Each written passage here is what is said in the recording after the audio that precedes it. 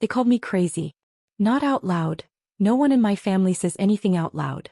But it was there. In the silence after I finally said, no. In the side eyes. In the "what's wrong with Daniel?" whispered just loud enough to land. But I'm not crazy. I'm just tired. My name's Daniel Carter. Mid-30s. Mid-level accountant. Middle child by birth, eldest by responsibility. You know the type. The one who keeps the group chat running, pays the bail money, drives 3 hours for a birthday no one remembers I also have. That's me. I've spent most of my life holding everyone else up. Like some emotional scaffolding nobody sees until it starts to crack. And it's cracking now. This morning I woke up before the alarm again. Not because I'm ambitious. Because anxiety doesn't sleep past 6 a.m. I stared at the ceiling at that one crooked crack that looks like it's been trying to escape. I envy it. At least it's allowed to split. My apartment is small. 1 bedroom, 1 plant, 1 cup left clean on the counter. Everything in here is neutral. Gray couch. White walls. Beige rug. Safe colors. No opinions. Just like me. I drink my coffee black and bitter. Like my sense of humor. Like the way I now take family phone calls. Short, clipped, emotionally taxed. Daniel, can you just... Oh, not anymore. There's a leather notebook by my bed. I don't write in it every day, but some nights, the heavy ones, I bleed ink into it. Not full poems. Just fragments. Echoes. Honest things I don't say out loud because they don't sound heroic. Once I wrote, "They only love me when I'm useful." And I've been useful for so long I forgot what it feels like to be loved. It sat on the page like a confession. I didn't cross it out. I wear my father's old watch, a Seiko stainless steel still ticking long after he stopped. It's too big for my wrist and even heavier on the days I feel like I inherited his silence more than his strength. Everyone says I remind them of him. That's not a compliment. He died of a quiet heart. Not a heart attack. Just too much held in for too long. That's how men in my family go, dependable until we vanish. And I've been dependable. I co-signed loans I shouldn't have. I paid tuition for a cousin who now drives a car I can't afford. I listened to my mother cry about my brother while pretending she wasn't disappointed in me. I showed up. I paid. I stayed. But they call me distant now. Because last week when my younger brother came with another startup pitch and a look that always means, "You owe me," I said no. The silence in the room was deafening. Like I'd kicked a dog. Like I'd set fire to the family code. Even my mom said, "Daniel, you've always been the strong one. Don't lose that now." Lose it? Lady, I've been losing myself for the past 10 years while everyone else found their dreams on my dime. They say I'm strong. They mean I'm useful. But strength isn't swallowing yourself whole so others can sleep better. Strength isn't saying yes when your soul screams no. No one asks how I'm doing. No one notices that I haven't smiled in pictures since 2019. No one sees me sitting in my car after work, gripping the steering wheel like it's the only thing keeping me here. Burnout doesn't always look like fire. Sometimes it looks like numb mornings. Like forgetting how to laugh. Like not recognizing the sound of your own voice because it's been performing fine for so long. Every night I come home. I sit on the edge of my bed. I take off that heavy watch. And I exhale like I survived something. Because I did. I pull open that notebook and let the words come. Tonight they say, maybe I'm not crazy. Maybe I'm just burnt out from paying for everyone. And I mean, everyone. And for the first time, I don't apologize. I don't revise. I don't make it easier to read. I just let it sit there, ugly, honest, real. Like me. I clock in at 8:57 a.m. Always a little early. Never enough to get noticed, just enough to not give anyone a reason to question me. The office lights are too bright. The harsh humming kind of fluorescent that seems to spotlight your exhaustion more than your work ethic. I sit in cubicle 14B. My corner of corporate calm. Gray dividers, gray thoughts, and a computer that boots slower than my will to try. No pictures on the desk. No mug with a quote. Just a calculator, a keyboard, and a man quietly unraveling while maintaining perfect professional posture. No one here really knows me. They know I'm Daniel.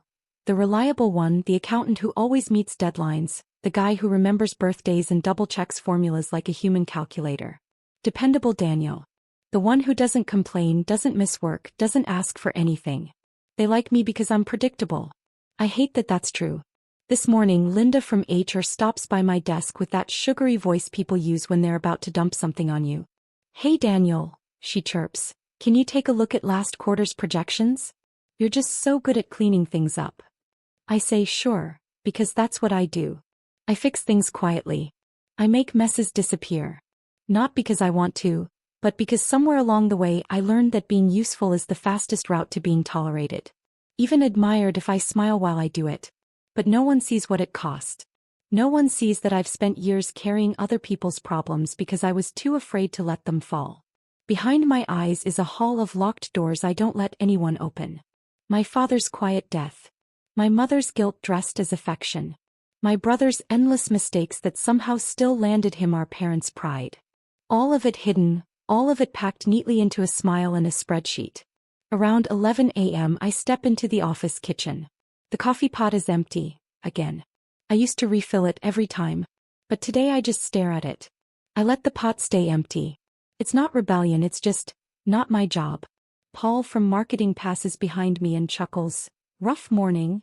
I give him the polite half-smile. The one I reserve for moments where I have nothing left to offer, but still need to be polite. Because that's what you do when you're burnt out but trained to appear fine. Burnout doesn't always look like flames or breakdowns. Sometimes it looks like stillness. Like staring at an empty coffee pot and not even having the energy to be annoyed. Like standing in the middle of your life and not recognizing any of it as your own. At lunchtime I sit in my car instead of the break room. Radio off. Windows up.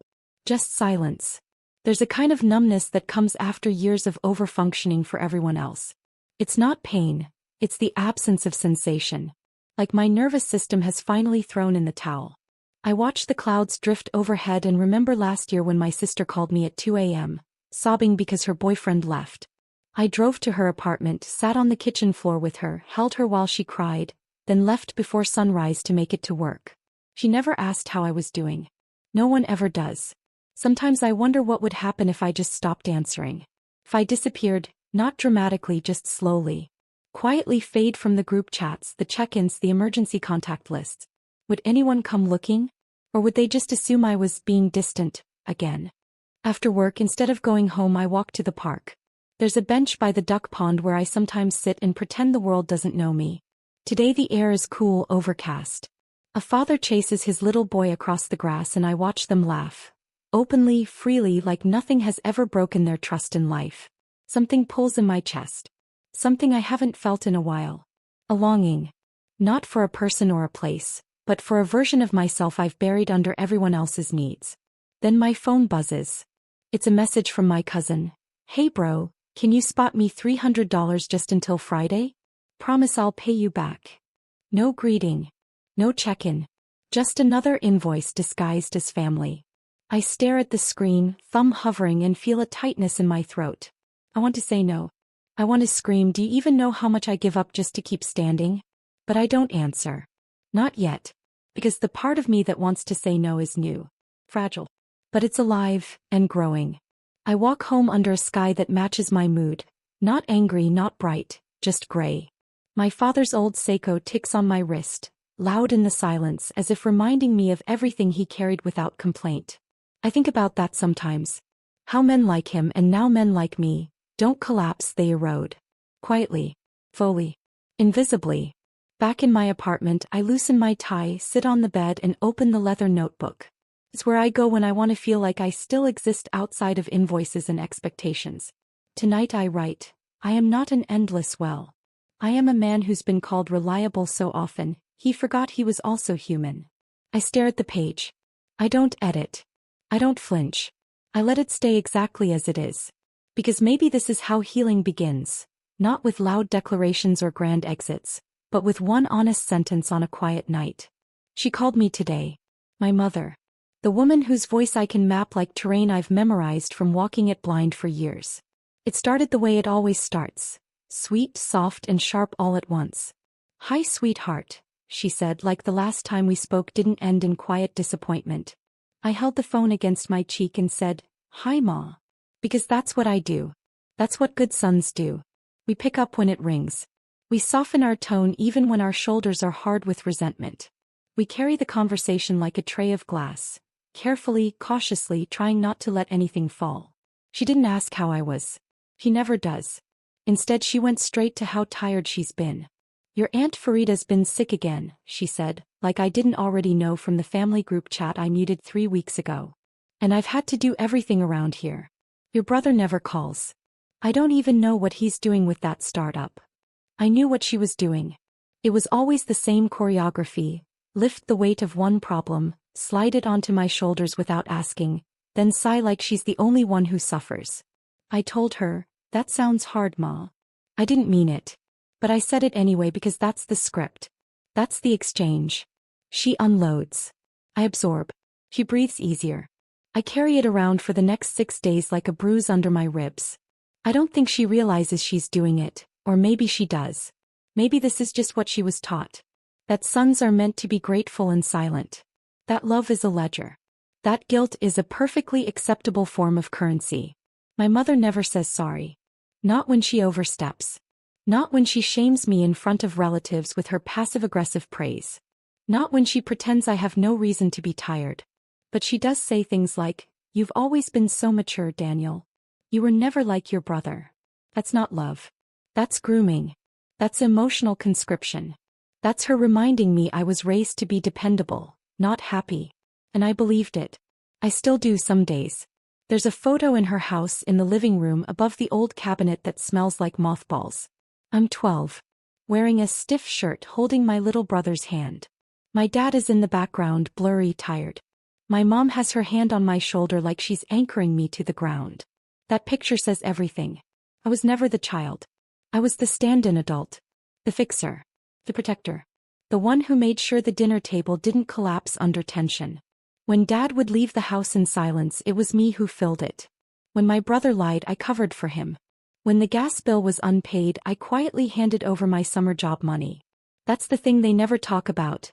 How emotional labor in families isn't just screaming matches or bruises. Sometimes, it's being the one who remembers everyone else's appointments and forgets your own birthday. It's always being the one who apologizes first, even when you're not wrong. It's the way your name becomes a solution instead of a person. After the call ended, I sat on the edge of my bed. I didn't cry. I rarely do. But I felt that familiar ache behind my eyes. Like my body wants to mourn something but can't find a name for it. Maybe I'm mourning myself. The version of me that never got to be selfish. The version that never got to slam the door and be messy and irresponsible and loved anyway. I walked to the mirror and stared at myself. 36 years old. Clean shave. Pressed shirt. Accountable posture. Tired eyes. I wondered what my mother sees when she looks at me now. Success story? A disappointment in a dress shirt? Or just the man she built to keep everything from falling apart? I reached for my father's watch on the dresser.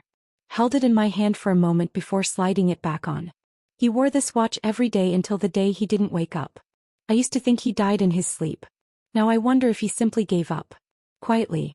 Like a man who carried everyone for too long and was never once asked if he needed help. Back in the living room, I sat down with my notebook. That leather-bound confessional where I let myself speak without interruption. Tonight my hand shook a little as I wrote. Not from fear, from release. My mother says I'm strong. But she never asked what it cost. She gave me love in return for labor. And when I stopped performing, she called it distance. Not survival. I put the pen down and exhaled. That's all I had in me tonight. No revisions. No edits. No rehearsals. Just truth. And for now that's enough. My brother's name is Caleb. 2 years younger, 1 decade louder. He's got that kind of charm that makes people forget timelines, responsibilities, consequences. He enters a room like it owes him applause. And the world, or at least our mother, always clapped. Every stumble was just a phase. Every mistake, he's trying. Me. I had to be perfect just to be called responsible. He's the kind of guy who forgets your birthday but expects you to help him move. Who borrows money like it's affection. Who crashes into every wall and calls you afterward, not to apologize, but to ask if you can cover the damage. I used to think he had it harder than me. The pressure of not living up to expectations, the need to stand out. But now I know better. He got to fall. I got to hold the net. And nets don't get thank yous. They get stretched, worn, taken for granted until they finally snap. Last week he showed up unannounced. walked into my apartment with his jacket half-zipped, cologne still trying too hard, and that smile, the one that used to work on teachers' girlfriends, our mom. "Hey man," he said like we were kids again, like time hadn't worn me down. "You busy?" I said, "A little." But he didn't hear it. Or chose not to. He flopped onto my couch like it still belonged to him, like I didn't pay for every damn cushion. "So listen," he started, "I'm thinking of launching a new thing. Real estate adjacent. Not like last time, this one's solid. I've got a guy. I've got a guy. That's Caleb speak, for I haven't thought this through, but I need you to believe in me so I can believe in myself." He kept talking. Words like capital, quick ROI, and short-term injection floated around like confetti. I nodded. My hands folded. My back straight. The way I always sit when I'm preparing to be disappointed politely. Then came the ask. "So I was wondering if you could float me like $5,000 just for a few months. I'll pay you back. Promise." I looked at him. Really looked. At the confidence he never earned. The way he assumed I'd say yes because I always had. And I wanted to scream. Not just at him, but at every moment I had swallowed my needs so he could be bailed out. At every Christmas he showed up late and was still the favorite. At every time I was told to understand him, to forgive him, to be the bigger person while no one ever asked him to grow. Instead I said, "I can't." He blinked. Like he didn't understand the language. "What do you mean?" "I mean I can't," I repeated, slower this time, as if maybe that would make it more believable. He laughed. "Come on man. You always help me out." And there it was, the expectation dressed as nostalgia. The guilt trip wrapped in sentimentality. I felt my jaw tighten. "Maybe that's the problem," I said. "Maybe I always did." For a second, just one, I saw confusion flash across his face. Then frustration. Then that classic Carter defense mechanism. Blame. "You know, you've really changed, Daniel." "No," I said, and my voice was steady, clear, and for once mine. "I'm just done pretending this is normal." He left soon after. No hug. No thanks. No fight. Just a half shrug and a muttered, "Whatever, man." Like I was the one being difficult. Like refusing to be used was a betrayal. When the door clicked shut, I didn't feel powerful. I didn't feel victorious. I felt hollow, like someone had scooped out a piece of me and replaced it with silence. I sat at the edge of my bed for a long time that night. The city outside didn't care. The traffic kept moving. The lights kept blinking. The world has a way of staying busy while your heart resets itself. Eventually I reached for my notebook. My fingers felt heavy, like they were carrying a truth that finally deserved to live on paper. Tonight I wrote. He got to fall. I got to hold the net. And when the net refused to catch, they called it cold. Not freedom. And I underlined it. Twice. Because this time I meant it. I woke up late this morning. Not dramatically late, just enough to miss the usual rhythm. My alarm had gone off, but I must have slapped it in my sleep. I opened my eyes to daylight pouring in at the wrong angle, already behind. I sat up fast, too fast, and the room tilted slightly to the left. My heart beat like I'd done something wrong, though all I did was rest. I showered without really feeling the water. My shirt was wrinkled. I didn't care. I forgot to shave. Didn't notice. I left the apartment with my keys, my watch, my bag, but somehow I felt incomplete. Like I'd left a part of myself on the floor somewhere and I didn't have time to go back and check. The train ride to work was louder than usual. Or maybe I was just thinner today, like my skin had worn down to where noise didn't just reach me, it entered me. A baby was crying 2 rows over. Someone's phone was blasting a tinny pop song. I closed my eyes and tried to disappear into the sound of it all. It didn't work. At the office no one noticed. Or maybe they did and decided not to ask. I was still Daniel, still here, still functioning. I responded to emails, cleaned up numbers on a messy spreadsheet, gave a short presentation that I don't remember delivering. People said, "Nice work." I nodded. I said thanks. I don't remember meaning it. Around noon I realized I hadn't eaten. My stomach didn't even protest, just sat there quietly like it had accepted being ignored. I walked to the corner market. My legs felt like they belonged to someone else. I stood in front of the refrigerated section, staring at a row of milks, all identical, all fogged behind glass. I was supposed to buy milk. I couldn't remember why. I couldn't remember if I even needed it. I just stood there, frozen. 36 years old, and I couldn't remember what kind. Skim? Did I run out?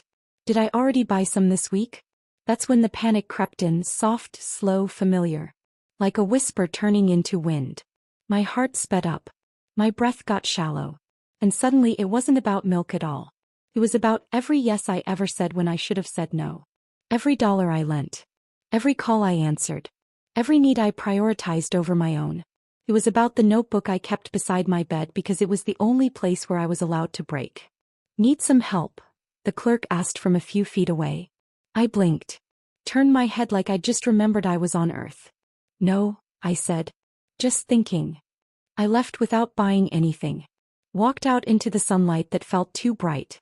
My watch ticked against my wrist, a cold little reminder that time doesn't care how tired you are. It just moves. Constantly. Without apology. Back at the office I shut my door. No meetings that afternoon. Just me and a desk covered in numbers. I stared at a spreadsheet for 17 minutes without typing a thing. My fingers hovered over the keyboard like they'd forgotten how to create. You know what's strange? You can look completely fine while unraveling. You can show up, get dressed, reply to emails, and still be quietly drowning under the weight of what you've never said out loud. And what I wanted to say was this. I'm not okay. I'm not okay. I'm not okay. But I didn't say it. Not out loud. Instead I got through the day. Packed up at 5:12. Nodded goodbye to the receptionist. Walked home. No music. No distractions. Just the sound of my own tired footsteps against pavement that never ends. When I got back to the apartment I dropped everything at the door. I didn't hang up my coat. Didn't remove my shoes. I just sat on the floor back against the wall, and let the silence fill the space like a tide. Eventually I reached for the notebook. My hands didn't shake this time, they trembled. Tonight I wrote. I forgot the milk today. And it broke me. Not because I needed it, but because I didn't remember if I needed anything at all. I'm slowly forgetting myself. Piece by piece. And no one sees it happening. I stared at the words. Then under them I added.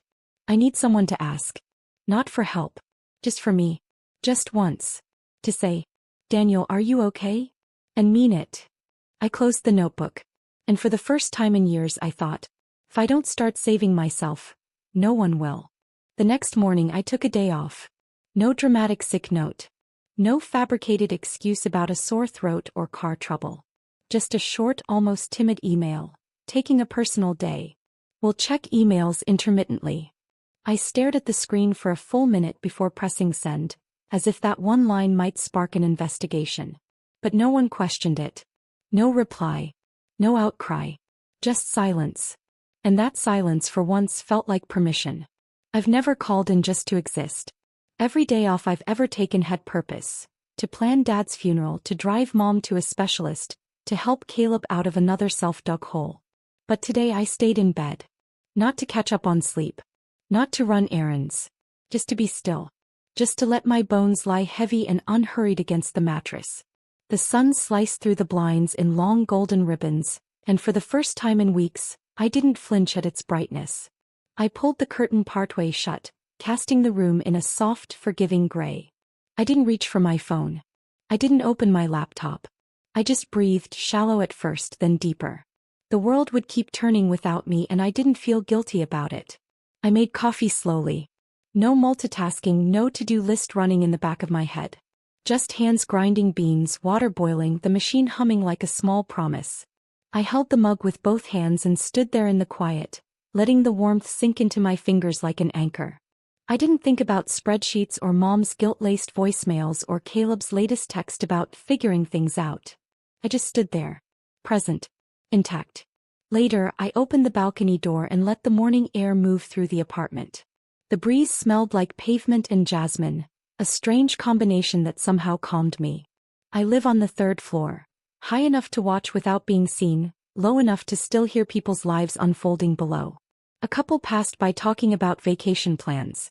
Someone jogged past with music leaking from their headphones. Children laughed in the distance.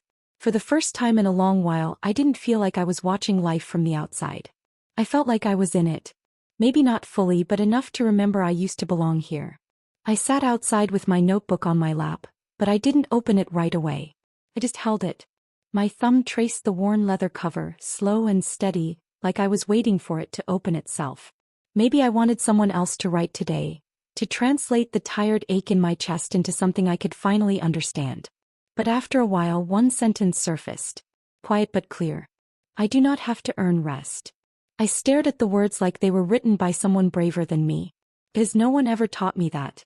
Not my family. Not my teachers. Not the world I was shoved into. Rest in my life was always a reward. Something to be rationed, justified, proven. You rest when everyone else is okay.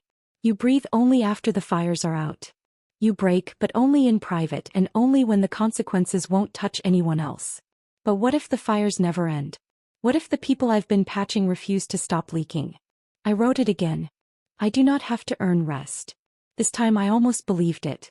Around noon my phone buzzed. A message from Caleb. Ma says you're ignoring her. You good? I stared at the screen, thumb hovering. I didn't respond. 10 minutes later. You're being weird lately, man. Hope you're not spiraling.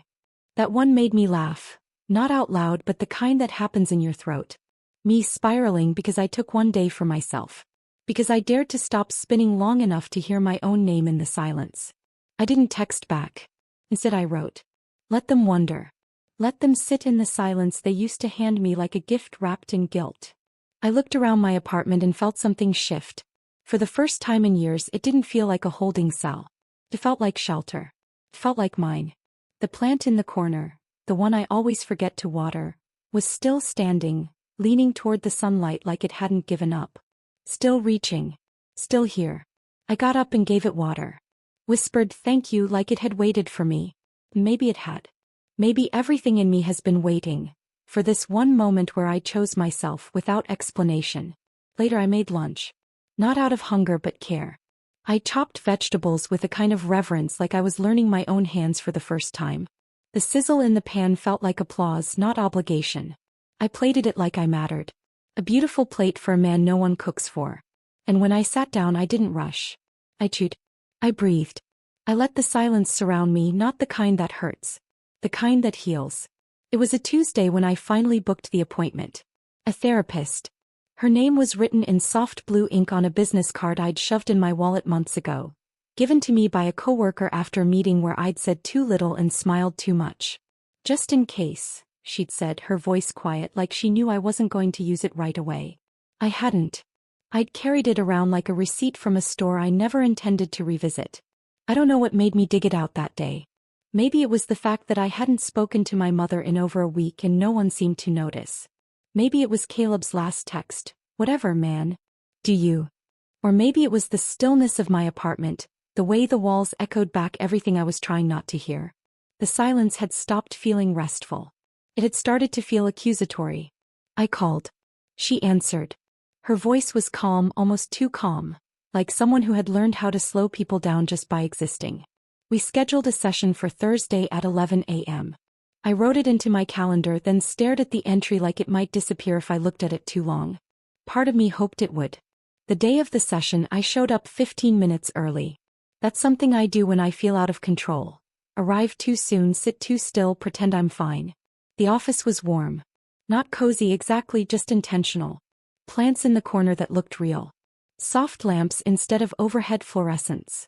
A bookshelf with titles that didn't scream, "Fix yourself," but whispered, "You're not alone." I sat on the couch and folded my hands in my lap. My posture perfect. My breathing quiet. Practiced. When she called my name, I stood a little too quickly. My heart pounded. But my face. Calm. Always calm. We exchanged polite greetings. I stepped into the room and sat on the small gray couch across from her. She didn't take out a clipboard. She didn't click a pen. She just looked at me and asked gently, "What brought you in today?" I said, "I'm tired." Not sleepy. Not overworked. Just tired. She didn't nod. Didn't interrupt. Just waited. And somehow that silence was louder than a question. So I kept going. I told her about my family. The late-night calls from my mother that always end with a sigh instead of goodbye. The money I send Caleb sometimes without even thinking about it. The way my brother still thinks I'm just uptight and analytical, never seeing that I'm running on emotional fumes. I told her about the notebook I keep by my bed. How I write the things I can't say. How it's the only place I've ever let myself be honest. She asked, "When did this start? When did you begin feeling this way?" I answered without even thinking, "I don't remember ever not feeling this way." That was the first honest thing I said. I didn't cry. I didn't need to. But something inside me cracked. Not in a broken way, more like the lid on a pressure valve finally twisting loose. She didn't rush to fill the silence. She let it sit with us like something sacred. After a pause, she said, "What you're describing, it sounds like emotional parentification. You've been the caretaker since you were a child, performing stability for people who never offered you any." The word sat heavy on my chest. Parentification. I repeated it in my head like a diagnosis I didn't know I needed. It made things make sense. It gave shape to the weight I'd been carrying for so long it had become invisible. We talked about my dad. About his watch. How wearing it feels like both tribute and burden. We talked about my poetry. My notebook. She asked if I'd be willing to read her something from it. I said no. Not yet. She nodded like that was okay too. By the time the hour ended, I felt both lighter and heavier. Like someone had turned on the lights in a room I didn't know I was locked inside. There wasn't a breakthrough or some dramatic moment of clarity, just the gentle unraveling of something I'd kept knotted up for years. I walked home slowly. No headphones. No phone calls. Just me and the wind and the sound of traffic. The air smelled sharper. Not better. Just real. That night I didn't open my notebook right away. I sat at the edge of the bed with it resting on my lap like a sleeping child. I stared at the wall for a long time. I didn't feel fixed. I didn't feel new. But I felt noticed. Not praised. Not needed. Just seen.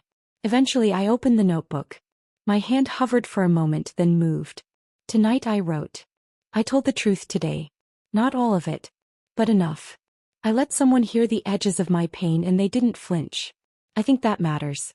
Maybe I'm not broken. Maybe I'm just finally tired of being silent. I closed the notebook and placed it gently on the nightstand. And for the first time in years I wasn't writing to survive. I was writing to remember who I am. Healing doesn't always arrive like some grand moment. It's not fireworks or epiphanies. Sometimes it's a decision so small, so quiet that only you notice it. And sometimes that's more than enough. It was a Sunday. I had no plans, and for the first time in a long while, that felt like a gift instead of a failure. I'd done the laundry, made myself tea, and was flipping through a book I wasn't really reading. The apartment was calm. No voices. No demands. Just silence. The kind that didn't accuse me of being lazy or distant. The kind that felt earned. Then my phone lit up. My mother's name on the screen. I stared at it without touching it, like it might vanish if I stayed still long enough. The text was short. Direct. "Kitchen faucet's leaking again. Can you come by later and fix it?" No greeting. No warmth. Just assumption. It read more like a task list than a message from a parent. And I knew what was expected of me. Drop whatever I was doing, grab my tools, and drive over. No questions. No delays. That's how it always went. I didn't answer right away.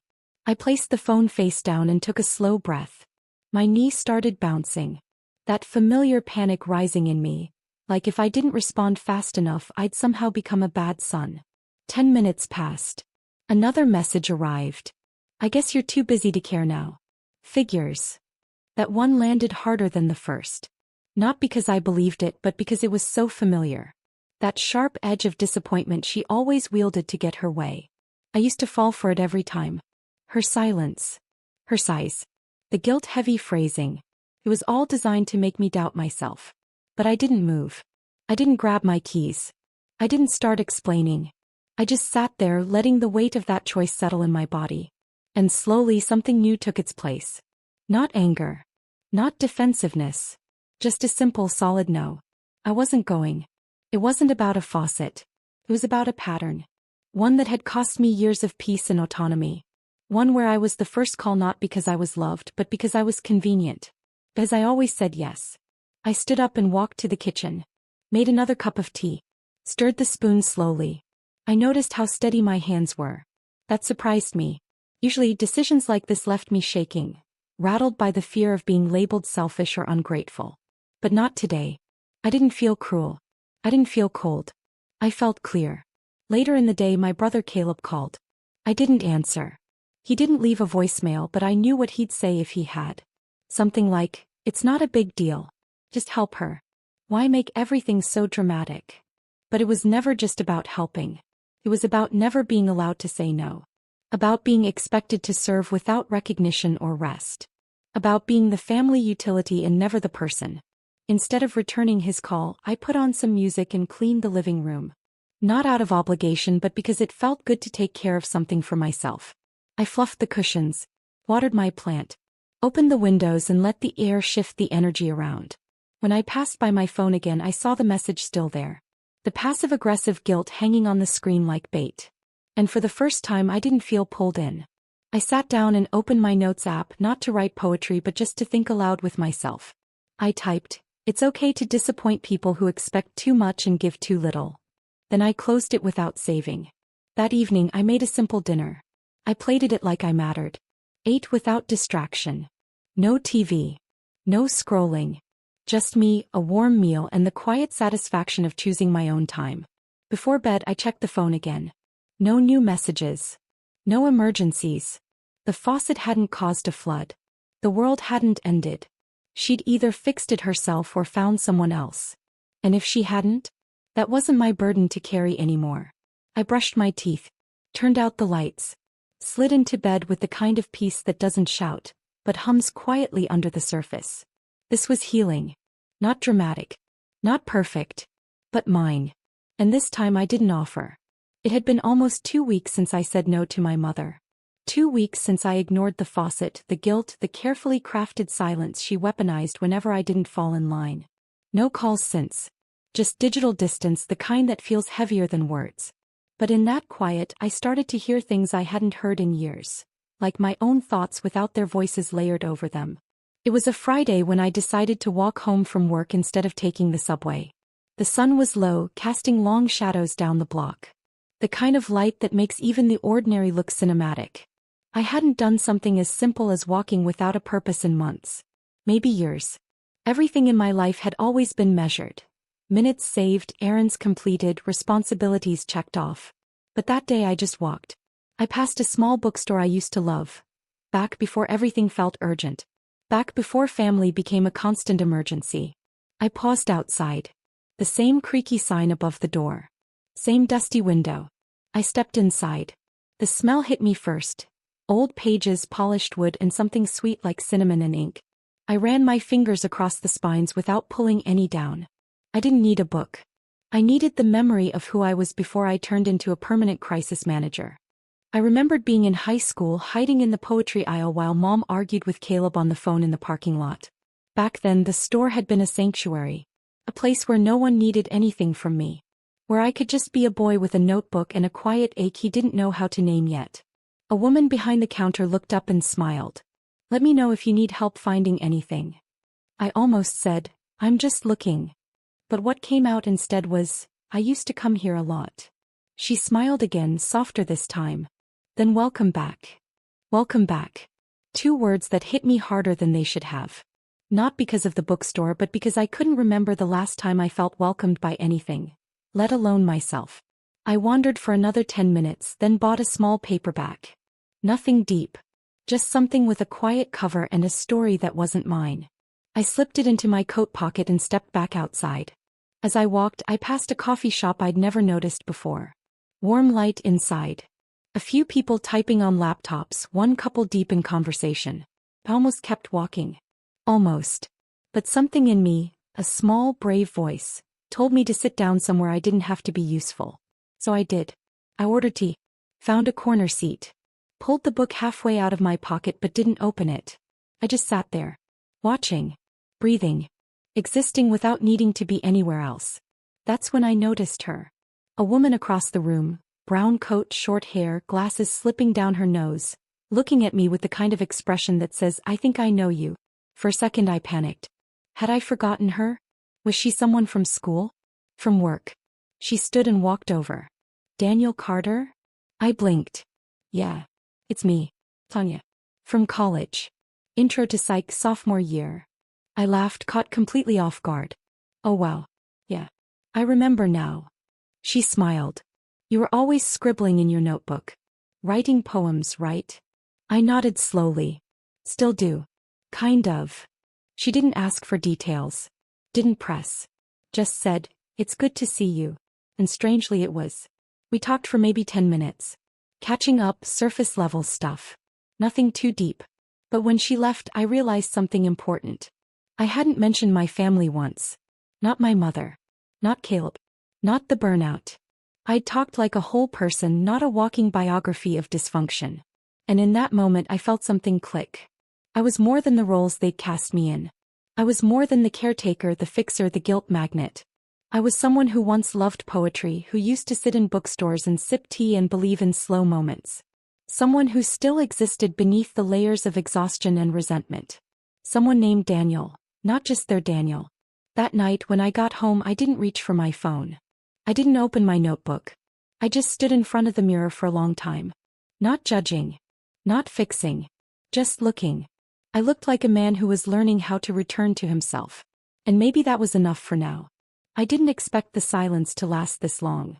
3 weeks had passed since I last heard from my mother. No texts. No missed calls. No checking in disguised as scolding. Nothing. At first it felt like being punished. Like I was being exiled for choosing myself. But as the days went on, I realized it was something else entirely. It was freedom. Not the dramatic kind. Not the type you post about or turn into a life manifesto. Just the kind where you can wake up in the morning and not brace yourself. Where your phone doesn't feel like a loaded weapon. Where you can walk through your own front door and know no one is waiting on the other side with a crisis that's somehow already your fault. That freedom didn't come with balloons or applause. But it gave me space to breathe. Space to notice the little things. How quiet my apartment is when I don't fill it with other people's noise. How good it feels to drink coffee while it's still hot. How grounding it is to sit with myself and not feel like I'm wasting time. And it made me think, maybe this is the life I was supposed to have all along. Not extravagant. Not perfect. But peaceful. It didn't happen all at once, of course. There were still moments when the old habits kicked in. Like when I passed a hardware store and almost walked in just to grab a spare faucet part, in case she called again. Or when I found myself about to text Caleb just to say hi, to see if he'd soften, reach back. But I stopped myself. Because I've learned something important. Not every silence needs to be filled. Not every relationship needs to be maintained at the cost of my own sanity. I think part of me always feared that if I stopped giving, I'd stop being loved. That if I stopped being useful, I'd be erased. But now I see it more clearly. If someone only values you when you're sacrificing yourself, they don't value you. They value the function you perform. And I'm not a function. I'm a person. A week ago I got a letter in the mail. Handwritten. No return address. Just my name and a familiar script. It was from Mom. Just a single page. No apology. No acknowledgement. Just a list of things around the house that needed looking at. And a final sentence. If you're ready to come back to your senses, you know where I live. I folded the letter and tucked it into a drawer. Not out of spite. Not even out of hurt. Just because I didn't owe her a reply. Not this time. I wasn't angry. I wasn't shocked. I wasn't even disappointed. I had expected nothing and she had delivered exactly that. That's who she is. That's who she's always been. And finally I stopped expecting her to change. Instead I changed what I allowed. That night I met up with Tanya again. We'd been messaging back and forth since that coffee shop run-in. Nothing intense. Just conversations that didn't leave me feeling smaller afterward. We laughed about college. Swapped old stories. She asked me what I do outside of work, and for the first time in years I didn't stumble over the question. I write, I told her. Not for anyone. Just for myself. And that felt honest. We sat on a park bench after dinner watching people pass by. Kids on scooters, couples in sync, strangers living lives we'd never know. Felt good to just sit. To be quiet with someone and not feel responsible for the weight of the silence. She asked me if I talked to my family often. I told her the truth. Not right now. I needed space. She nodded. Didn't push. Just let the moment land where it did. And maybe that's what I'd been missing all this time. Not love. Not approval. Just room to be myself without constantly editing the parts that made other people uncomfortable. When I got home I didn't write a poem. I didn't overthink anything. I took off my shoes, turned on some soft music and poured myself a glass of water. I stood in the middle of the kitchen and let the quiet wrap around me. Not like a weight, like a blanket. And I thought, this is what it feels like to choose yourself every day. To say no without guilt. To rest without explanation. To stop performing for people who never bought tickets to your well-being in the first place. For the first time, I didn't feel like I owed anyone a version of me that was easier to manage. I was here. Alive. Softly reclaiming a life I almost gave away. And I didn't apologize for living it.